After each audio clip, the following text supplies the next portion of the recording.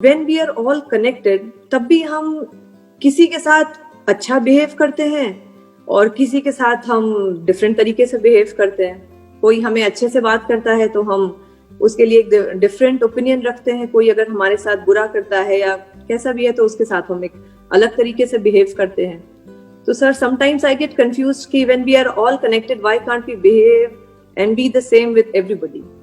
देखिए, दो अलग अलग चीजें हैं। एक है एक रियलिटी, वो क्या है, चाहे आप साइंटिफिक पॉइंट ऑफ व्यू से देखिए चाहे स्पिरिचुअल पॉइंट ऑफ व्यू से देखिए, we are all connected, we are all one, उसमें कोई डाउट है ही नहीं।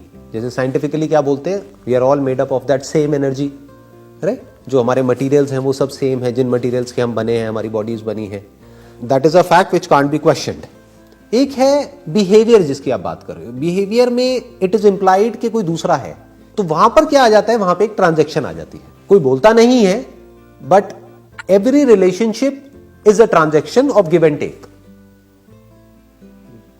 ये हर रिलेशनशिप के कुछ अनसेड रूल्स होते हैं।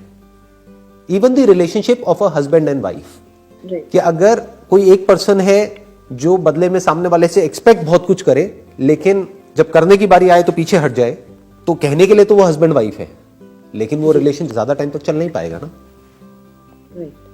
तो what I am saying is कि ये हमको सेंसिबली समझना होगा कि इस दुनिया में जो भी हमारा बिहेवियर होता है, that is influenced by this give and take equation, that's more of a transaction. जैसे एक बिजनेस की ट्रांजैक्शन होती है कि अगर मैंने आपको 100 रुपए दिया तो मैं बदले में एक्सपेक्ट कर रहा हूं कि मेरे को 100 रुपए की वैल्यू की कोई प्रोडक्ट या सर्विस मिली, तो दैट इज अ ट्रांजैक्शन।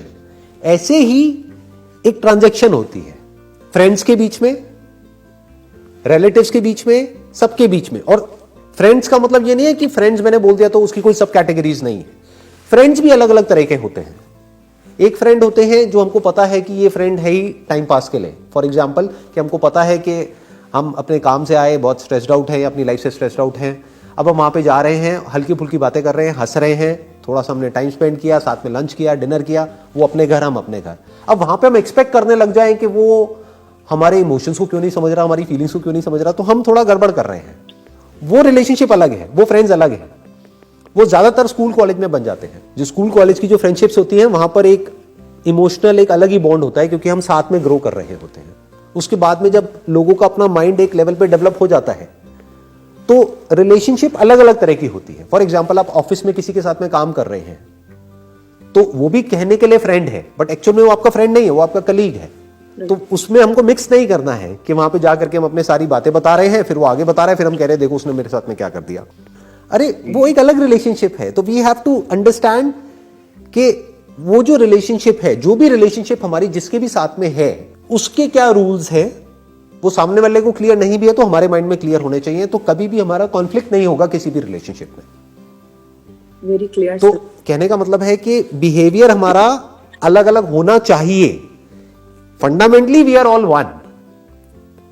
मैं और किसी जंगल में कोई मानो सांप है जहरीला, या कोई बहुत ही प्यारा सा कोई बर्ड है, मान लो कोई ग्रीन कलर का एक पैरेट है बड़ा ही प्यारा सा, या कोई पपी है छोटा सा, कहने के लिए हम चारों एक हैं, उसमें कोई डाउट नहीं है। We are all made up of nature. लेकिन मैं कोबरा के साथ उस तरह से बिहेव नहीं करूंगा जिस तरह से मैं उस पपी के साथ में बिहेव करूंगा।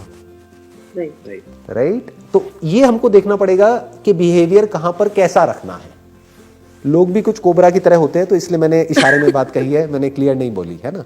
कुछ होते हैं जहरीले होते हैं, तो उनसे थोड़ा उसी तरह से बिहेव करना पड़ेगा। अब आप कहोगे नहीं वी आर वन, तो वो तो उसका तो काम ही वही है, मतलब वो तो प्रॉब्लम क्रिएट करेगा ही आपके लिए।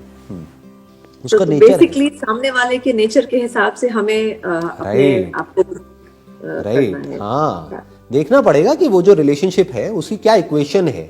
इसीलिए कहते हैं कि बहुत जल्दी किसी भी रिलेशनशिप में कोई कमिटमेंट नहीं करना चाहिए, या बहुत जल्दी अपना सब कुछ रिवील नहीं करना चाहिए किसी भी रिलेशनशिप में। आराम से देखना चाहिए, सोचना चाहिए, समझना चाहिए कि रिलेशनशिप किस डायरेक्शन में जा रही है, फिर बोलना चाहिए, फिर कुछ सामने वाले को कमिट करना चाहिए। Ideally under commit and over deliver, that must be the golden rule of a relationship, of any relationship for that matter. क्योंकि मैंने क्या कहा, रिलेशनशिप नहीं होती, एक ट्रांजैक्शन होती है।